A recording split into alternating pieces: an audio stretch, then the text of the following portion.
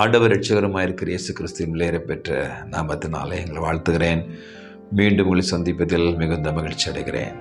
ஆண்டு கொடுத்த நல்ல இந்த காலை வேளை, எத்தனை பேருக்கும் இந்த காலை வேளை கிடைக்கல. ஆனால் உங்களுக்கும் எனக்கும் இந்த நல்ல நாளை ஆண்டு தந்திருக்கிறார். இந்த நாளுக்காய் ஆண்டவர் நன்றி சொல்லுவோம். ஆண்டவர் சமூகத்தில் நாம் வரும் பொழுதெல்லாம் ஆண்டு நம்மை ஆசீர்வதிக்கிறார், உயர்த்துகிறார். எல்லாருக்கும் விருப்பம்தான் ஆண்டினை ஆசீர்வதிக்க வேண்டும். திரளான ஆஸ்தி எனக்கு வேணும், செழிப்பாக இருக்கணும், தரித்திரம் இருக்கக்கூடாது, எனக்கு நல்ல ஒரு வீடு வேணும், நல்ல ஒரு வாகனம் வேணும், உயர்வாக இருக்கணும், நான் செழிப்பாக இருக்கணும்னு சொல்லி ஒவ்வொரு நாளும் நீங்கள் நானும் விரும்புகிறோம்.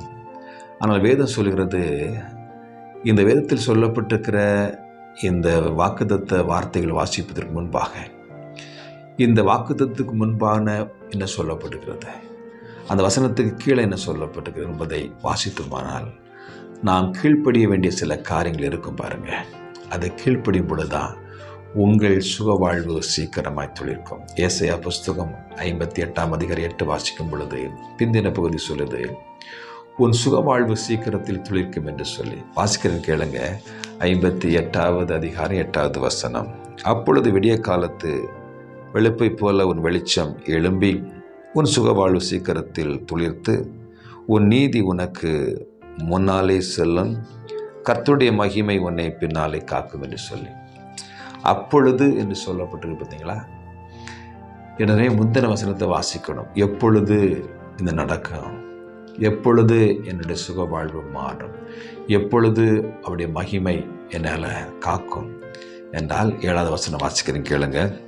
பசி உள்ளவனுக்கு உன் ஆகாரத்தை பகிர்ந்து கொடுக்கிறதும், துரத்துண்ட சிறுமையானவர்களை வீட்டிலே சேர்த்து கொள்வதும், வஸ்திரம் இல்லாதனை கண்டால் அவனுக்கு வஸ்திரம் கொடுக்கிறதும், உன் மாம்சமானவனுக்கு உன்னை ஒழிக்காமல் இருக்கிறதும், அதுவே எனக்கு உகந்த உபவாசம்.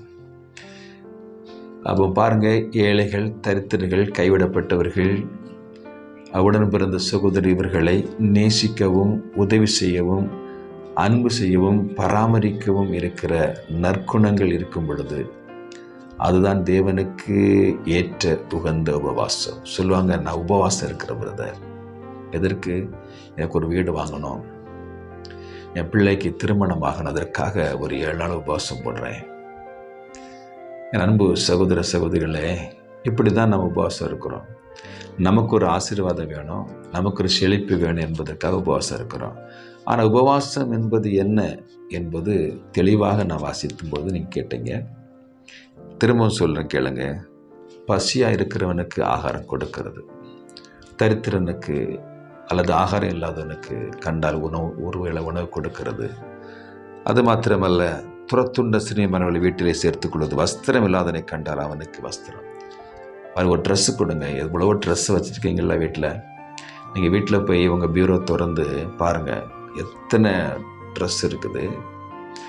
சில அம்மாமாரில் நிறைய வாங்கி குமிச்சு வச்சுருக்கிறீங்களே, எல்லாத்தையும் ஒடுக்க முடியுமா? வாழ்நாளோடு ஒடுக்க முடியாது. இல்லாதவர்களுக்கு கொடுங்க. 2 இருந்தால் 1 கொடுங்கன்னு தான் வேதம் சொல்லுது. அதை கொடுங்க. அப்பொழுது சீக்கிரமாக உங்கள் சுகவாழ்வு, உங்கள் சுகவாழ்வாக சீக்கிரமாக துளிர்க்கும், சீக்கிரமாக ஆசீர்வாதமாக இருப்பீங்க. இதெல்லாம் செய்யும் பொழுது தான் நடக்கும் பாருங்கள். உன் மாம்சமானவனுக்கு உன்னை ஒழிக்காமல் இரு. மாம்சமான கூட பிறந்த சகோதர சகோதரி நேசிங்க.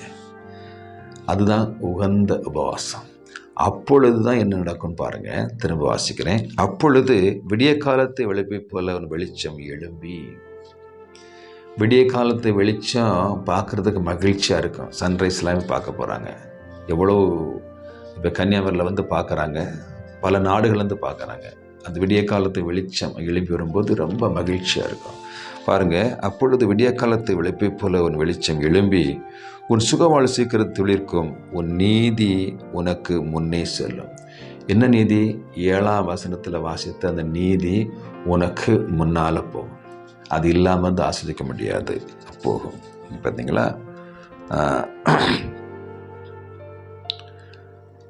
கர்த்தருடைய மகிமை உன்னை பின்னால் காக்கும். அப்போ நாம் செய்த நற்கிரிகள், நாம் செய்த காரியங்கள் வழியாக தான் உங்கள் வாழ்க்கையிலையும் என் வாழ்க்கையிலையும் சுக வாழ்வு வரும். இல்லாமல் ஆண்ட சமூகத்தில் ஆண்டவரே கொடுன்னு கேட்டால் கிடைக்காது. எனவே தெளிவாக புரிந்து கொள்ளுங்க. பிரசங்கெல்லாம் கேட்குறீங்க, இந்த மேலே உள்ள விட்டுருவாங்க, கீழே விட்டுருவாங்க. உன் சுக வாழ்வு சீக்கிரமாக துளிக்கும் சொன்னீங்களே ஆண்டவரே, என் சுக வாழ்வை சீக்கிரமாக துளிக்க பண்ணுங்கன்னு சொல்லி செபிக்கிறீங்க. ஆனால் அதுக்கு முன்பால் உள்ளது பின்னால் உள்ளது கவனித்து பார்த்தீங்கன்னா நிச்சயமாக நான் உங்களுக்கு சொல்கிறேன், எந்த மாற்று கருத்து இல்லை, உங்கள் வாழ்க்கை செழிப்பான வாழ்க்கையாக ஆண்டவர் இந்த நாள் முதலாக வைக்கப்படுகிறார். கீழ்ப்படிந்து ஜெபித்து பாருங்க, நன்மைகளை ஆசீர்வாதம் பெற்றுக்கொள்ள முடியும். நான் உங்களுக்கு ஜெபிக்க போகிறேன். அதிகமாக நேசிக்கிறேன் பரலோக பிதாவே. தரித்திரங்கள், ஏழைகள், வித்துக்கற்ற பிள்ளைகள், அனாதைகள், விதவைகள், கைவிடப்பட்டவங்க, ஒரு நேரம் ஆகாரம் இல்லாதவர்கள், இவர்களை போஷிக்கவும் அவளை காக்கவும் உதவி செய்ய வேண்டும் என்று சொல்லியிருக்கிற அந்த வார்த்தை கீழ்ப்படுகிற ஆண்டவரே, இன்றைக்கு இந்த வார்த்தை கேட்டுக்கொண்டிருக்கிற ஒவ்வொரு வாழ்க்கையில் இருக்கிற சுக வாழ்வு சீக்கிரமாக துளிர்க்கட்டும், நன்மை உண்டாகட்டும், செழிப்பு உண்டாகட்டும், ஆசீர்வாதம் உண்டாகட்டும். அவர் பிள்ளைகளையும் பிள்ளைகளுடைய பிள்ளைகளையும் கர்த்தர் ஆசீர்வதித்து உயர்த்தப்படுற கிருபைகளுக்காய் ஸ்தோத்திரம். என் தேவன் அப்படி செய்வீராக. இயேசு கிறிஸ்துவின் விலையேறப்பட்ட நாமத்தில் ஜெபிக்கும் நல்ல பிதாவே. ஆமேன், ஆமேன், ஆமேன். God bless you. கர்த்தர் ஆசீர்வதிப்பாராக. ஆமேன்.